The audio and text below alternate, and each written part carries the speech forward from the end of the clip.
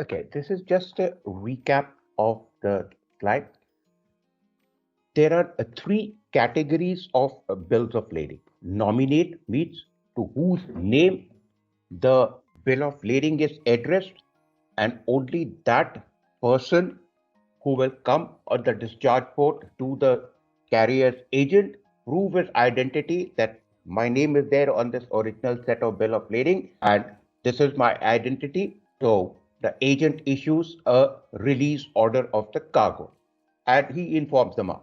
Then there is an order bill of lading that whosoever is holding the original bill of lading is entitled to take the delivery of the cargo. And this is where the issue of document of title comes, which is very common in bulk carrier trade and tanker trade, that between the load port and discharge port, the title has changed a number of times. The bottom line is whosoever is holding the original bill of lading, the cargo has to be discharged to him. It is like the bearer bond, like a self check. And bearer bill of lading is also, order is can take, and normally, as we will be doing, order is sometimes order to bank, which will become all the more clear when I'm doing the documentary credit system. And that bearer bill of lading is whosoever is the holder of the bill of lading can take the delivery of cargo. But we will come to these categories later on. Then there is negotiable bill of lading and the non-negotiable bill of lading. This is like negotiable bill of lading comes in the category of bearer bill of lading that is provided to make the delivery of good to anyone having possession of original bill. So the bottom line comes is having in possession original set of bill of lading.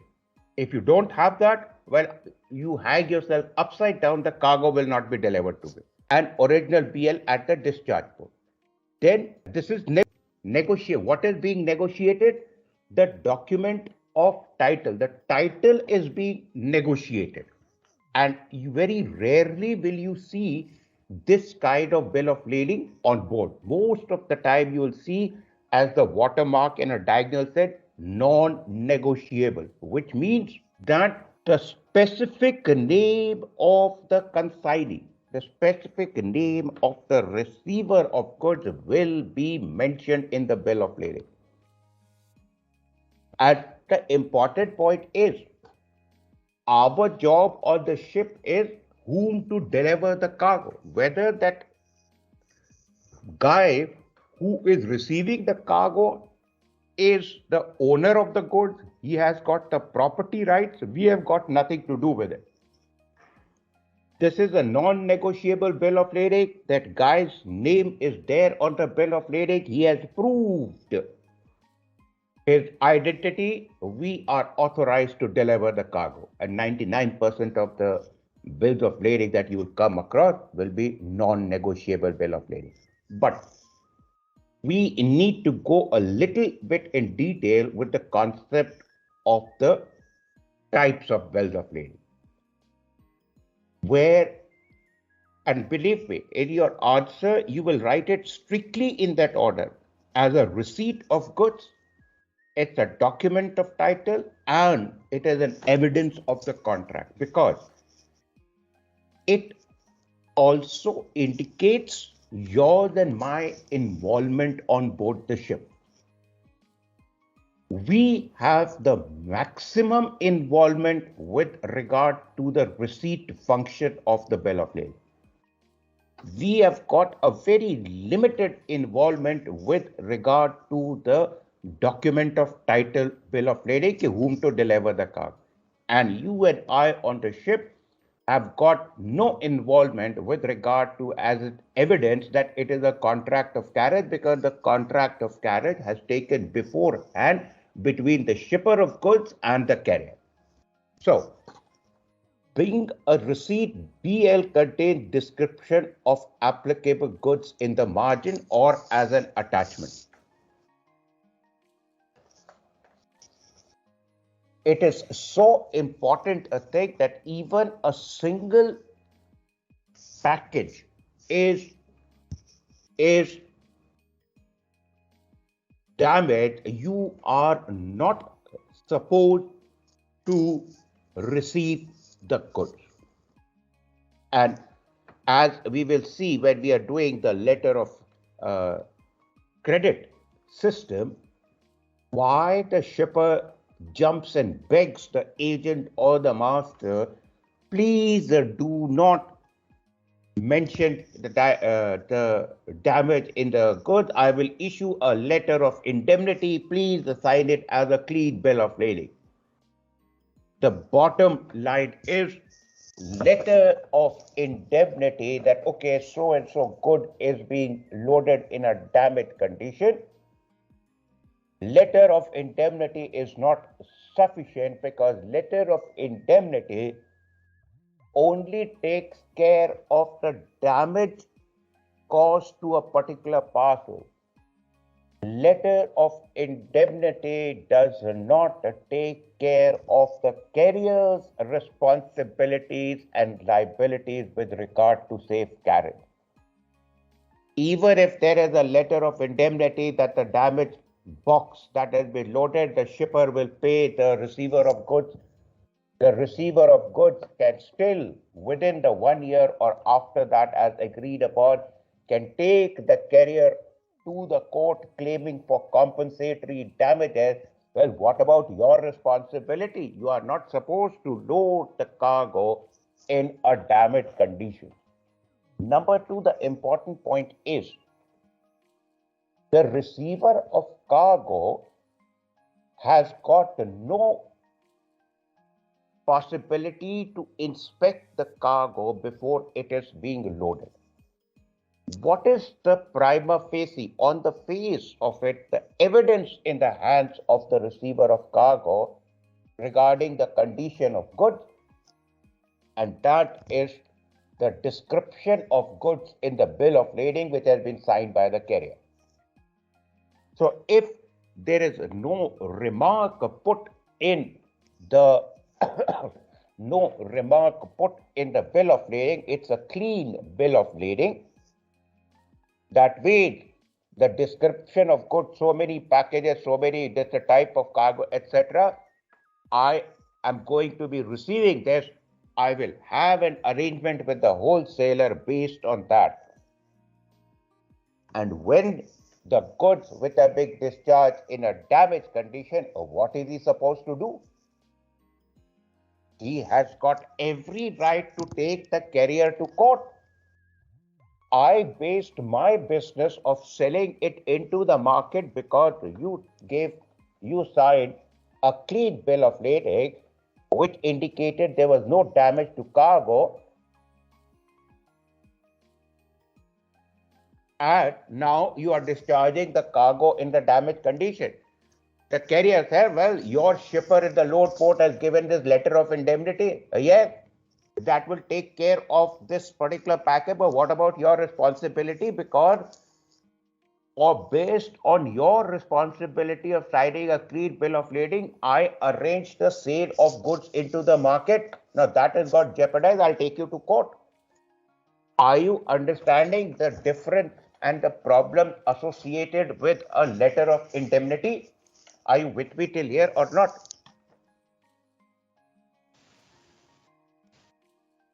Yes, sir.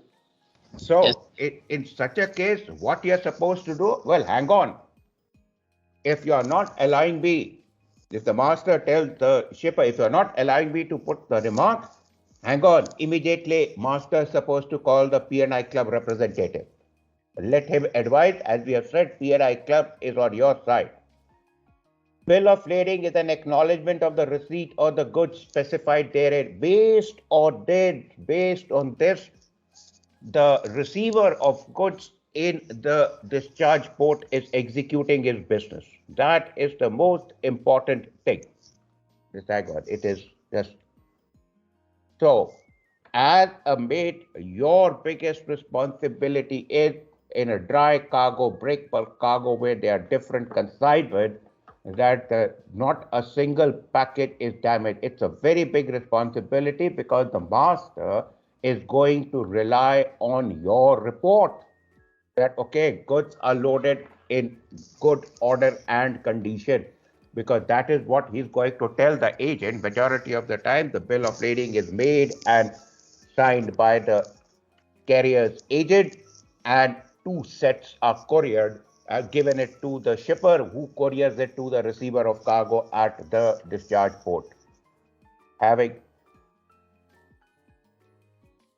What is the difference between prima facie and conclusive evidence? Prima facie is on the face of it.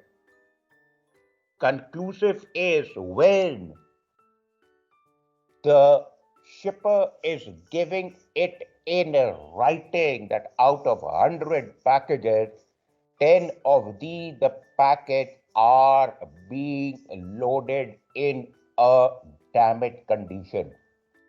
Not a letter of indemnity. He is actually giving it in writing. That is a conclusive evidence. That is a separate thing. That he has informed the carrier in his contract of carry the too bad, this has got damaged. I've got an arrangement with the receiver of the cargo. Out of these 100 packages, I am having 10 packages loaded in a damaged condition. That is a conclusive evidence. Prima facie is when the receiver of goods receives a clean bill of lading, he, on the face of it, that goods that are going to be delivered to me are going to be in good order and condition. So that is the most important part, is your job as a mate, and that is what you will be writing in your answer. Second, the document of title. Why it is called a key? Key to what? Receiving the goods. The goods are in the lock on the ship. I, the receiver, has to open that lock on the ship, and to get the cargo out, I require the key for that lock. That key to that lock is that bill of lading. And depending upon the type of bill of lading, it is the person who is holding the original set of bill of lading is what is the justifiable receiver of the cargo. Evidence of contract, I have already spoken a lot on this part of it. And now what I want to come in, the types of bill of lading, a common question. I will not go too much into detail because this you'll have to read, and some part the title you have to memorize. But there are two categories. In each of the category, they are different for each bills of lading. A, how it is executed, and what is the mode of operation. On the basis of execution, it's a straight bill of lading, open bill of lading, bearer bill of lading, order bill of lading. Let's briefly touch upon this. Straight bill of lading reveals that the goods are consigned to a specified person. Bill of lading made out to named consignee without adding the word to order. Bill is non-negotiable without adding. So let me add it here without, and we put it this, non-transferable, or we can say non, because that is the word we have been used. It cannot be transferred. Bill of lading made out to order or to a named party with to order are known as order bill of lading, transferable and accepted as document of title. This is where to order the bank, where loan from the bank has been taken to pay for the goods. Open bill of lading, this is a negotiable bill of lading where the name of the consignee can be changed with the consignee's signature and thus transferred, which we call he endorses it. On the reverse, there is, okay, I am transferring the title of for receiving this goods to Messrs. So and so, whose identity is this. So at the discharge port, he comes with the identity. Then the third type is bearer bill of lading, which is a very common thing in case of bulk cargo, and tanker trade. Order bill of lading expresses word to make the bill negotiable, means delivery is to be made to further order to the consigning using the word delivery to A limited or to order or to assign. It is always endorsed. These are the few terms that you will have to go through and memorize. All the details are there. By the way, February batch, I have only just checked my mail today that I have received your consolidated emails within a day or two. Most probably by tomorrow, you will have everything. Order bill of lading, the most modern type of bill which is widely used all over, ensures safety of delivery of cargo to a genuine holder of the bill of lading. Now coming to the other kind is what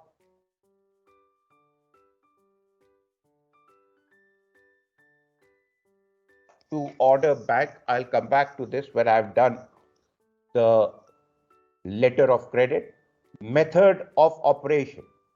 Shipped, received for shipment bill of lading when the carrier has taken responsibility of the cargo while the cargo is in the warehouse at the load port because the ship has got delayed. Received for shipment, the agent will issue. Responsibility of the carrier will start there. Shipped bill of lading, let's put this in red because this is where you and I come into play. We on board the ship are concerned with shipped bill of lading. A clean bill of lading means there are no remarks for the damage to the cargo. It is the dirty, or it is sometimes also called claused, C-L-A-U-S-E-D, claused bill of lading. Dirty or claused bill of lading is when a remark by the ship has been put, we don't care. Our P&I club has said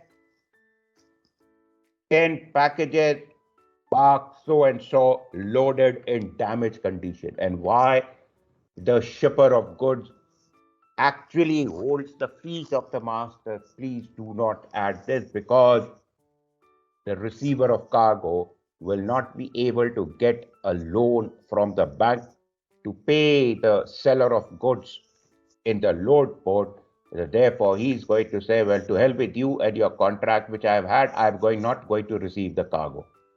So this is what we are going to go through.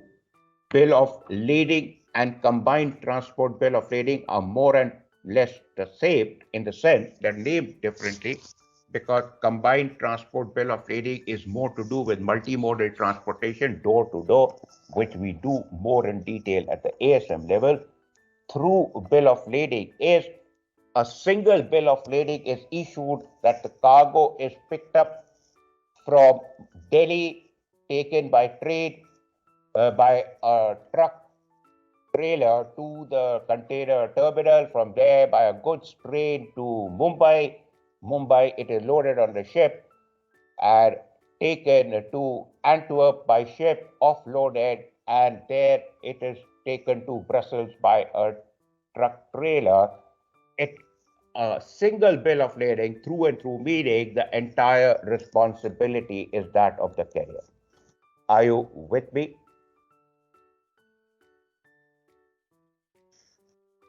Meets receipt, as the name says, this is where you as a mate comes in to play directly. And every shipment, every loading does not require this. You may not have seen it, but what happens is a number of times from start to finish, the bill of lading is going to be prepared by the agent in the load port after the after the ship has sailed. So, in order to issue the shipped bill of lading to the shipper, the ship's agent will require the details of the cargo which have been loaded, which have been shipped. Only in those circumstances, the agent comes directly to the chief officer. He tells the captain will tell you that, okay, the agent will be coming for the mate's receipt, just sign it as per the thing, and there will be a huge bunch because that is what he's going to prepare your, what do you call, bill of lading on that. And that is supposed to contain the detail of every package. If there are 100 packages, there will be 100 bill of lading, 100 baits received. If there are 10,000, there will be 10,000 of them. He'll give you time for that. And these days, mates receipt is also called standard shipping note. The information filled by the agent in the shipped bill of lading has to be identical to the information of the goods loaded in the mate's receipt. And if there are goods which have been loaded in a damaged condition, well, you have to mention that in the bill of lading. Thereafter, your job is done to put it on the bill of lading as a damaged thing. That is the headache of the agent, and you will make a logbook entry to that. The most important point for you is, what is the format of the mate's receipt? It is an internal document of the ship, internal document of the carrier. So therefore, there is never a fixed format. It is the format of the carrier, the ship owner, the shipping company, which the agent has. So you may say, okay, last company, the format of the mates received, I remember, was different. Well, this is different. Well, each owner can have a different format. That is the mate's receipt. The focus of it is to be signed by the mate of the ship, giving details of the cargo that has been loaded, which includes the condition of the cargo. Now, you will be surprised, people, what is a seaway bill? People call it as seaway space bill. That is the biggest mistake that people make. It is a way bill. There are different categories of way bill: road way bill, air way bill, sea way bill. Okay. Sea way bill is always issued, if at all, it is being issued, it is in lieu of the bill of lading. So what are the circumstances? We know that bill of lading has got three functions. One, receipt of goods. Two, document of title. Three, evidence of contract of carriage. A seaway bill has only two functions. That is receipt of goods and evidence of contract of carriage. It does not cater to the element of document of title. That means there is no possibility of what do you call, changing hands as to who is going to be receiving the cargo at the discharge port. So the question comes, under what circumstances will the shipper of goods in the load port would want to use a seaway bill instead of a bill of lading and avoid all the hassles, etc., when the shipper of goods is 100% sure of the person, right? The whole idea is what? Let's come down to the basic. A ship, the bill of lading has been issued, couriered in original to the receiver of cargo at the discharge port. Based on that, okay, this is the goods I am going to be received, which I have contracted the seller, against which I am supposed to make him the payment. The ship discharges the cargo, everything fine. Mr. Shipper, Mr. Loader of cargo, here is your payment. here is your payment. Just a sec. Now, what happens is if one of you is the receiver of goods at the discharge port and I am the loader, shipper of goods at the load port. You are my relative and I have been doing, you are my business partner. I have been doing business with you for 10 years. I have 100% trust with you. Once you receive the goods, my money is 100% safe. You will give me the money for the goods that I have sold to you, which I have put on the ship, and you will be receiving. तब फिर document of title की क्या जरूरत है? I know you यार. In that case, you and I will agree. Yeah, I'll just tell the carrier to give me a seaway bill. पैसा biggest difference between bill of lading and a seaway bill is bill of lading.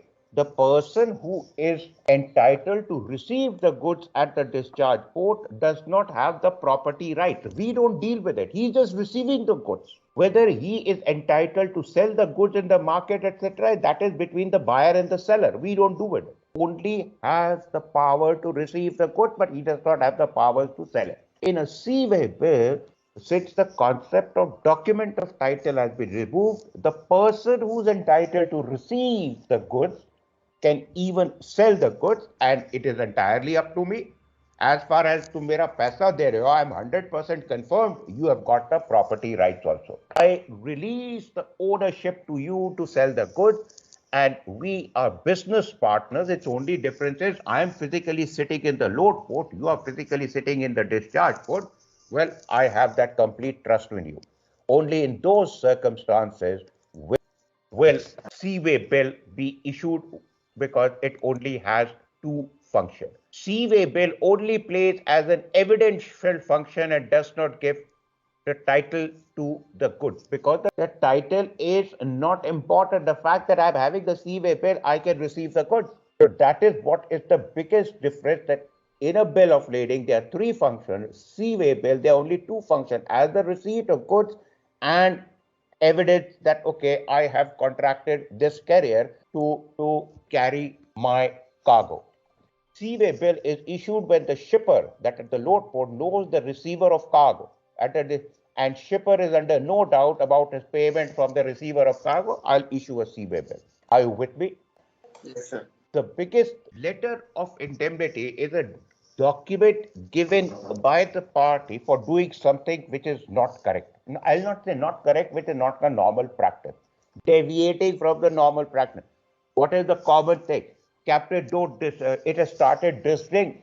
Don't stop the cargo work. I'll give a letter of indemnity for any damage that happened if that cargo gets partly damaged because it gets wet because of slight drizzle. Take a walk. Yeah, what about my responsibility? The biggest thing, that letter of indemnity assigns the right to recover from the issuer of the letter of indemnity. Popular scenarios when LOI is issued, and when you should always treat it with suspicion. Why? After issuing the letter of indemnity at a load port, the cargo is loaded, the ship departs, the person issuing the letter of indemnity runs away, everything comes on the carrier. You have to be very careful. Release of cargo without original bill of lading, by law that is wrong. Release of cargo against a lost bill of lading, legally that is wrong. Delivering cargo at a port other than what is mentioned in the bill of lading, illegally wrong. Issuing of clean bill of lading when the cargo has been loaded in a damaged condition. Issuing a backdated or front-dated bill of lading. Requesting carrier to carry on with cargo operation when raiding. You are not going to undertake that, because the biggest important thing is all of these are third party damages, and if anything against the letter of indemnity comes on the carrier, the P&I club comes into play. They do not entertain a letter of indemnity. They said this is against the contract that you, the membership owner, has entered with our P&I club. You will have to take care of it on your own. This is a non-contractual risk. We don't cover it. So that is the reason it is treated as a documentary fraud by most of the P&I club. Never do anything against a letter of indemnity without consulting your P&I club representative in the load port. The risk is also important because the letter of indemnity is only as good as the person signing it. And in cases where claims happen a few years down, that guy is no longer available. And the most important aspect is the most important, if I hope I have written it, it does not relieve the carrier of his responsibility and liability. मान लीजिए, you are the carrier, master and mate of the ship, representing the carrier. I am a shipper of goods in the load port. One packet has come broken. It is being loaded. You tell the captain, sir, I have stopped the cargo because one cargo has come load. Captain calls the agent. I come in front. Captain, don't worry. I'll give a letter of indemnity. Whatever claim by the receiver of cargo in the discharge port because of this damage that has happened, the letter of indemnity indicates that I will be paying him. You don't have to bother about it. It is only talking about the damage. But what does the law say? Mr. Carrier, being represented by the master and mate, what about your liability and responsibility for loading the correct cargo and mentioning it correctly in the bill of lading?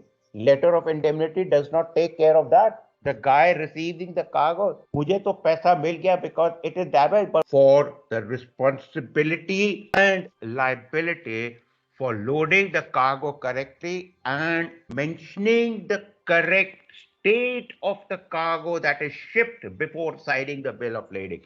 Have you understood the biggest importance that why the cargo loading or discharging of cargo against the letter of indemnity? You have it tattooed here. No, I'm not taking care of it without the advice from my P&I club.